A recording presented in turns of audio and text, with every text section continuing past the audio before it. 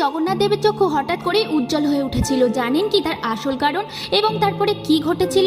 একদিন পূজারীরা লক্ষ্য করলেন যে মন্দিরের প্রধান দেবতা জগন্নাথ দেবের মূর্তির চক্ষু হঠাৎ করে উজ্জ্বল হয়ে উঠেছে। এটি কখনো আগে ঘটেনি। তার সত্যতা জানার জন্য গভীর রাতে এক ভক্ত মন্দির প্রাঙ্গণে সশস্ত্র রক্ষীদের উপস্থিতি সত্ত্বেও মূর্তির কাছে গিয়ে চক্ষু থেকে বেরিয়ে আসা আলো অনুসরণ করতে থাকে। আলো তাকে মন্দিরের গোপন কক্ষের দিকে নিয়ে যায়, যেখানে প্রবেশ নিষিদ্ধ ছিল। কৌতূহলী পুরোহিতের অনুসরণে তিনি দেখতে পান যে আলো একটি প্রাচীন পুঁথির দিকে ইঙ্গিত করছে।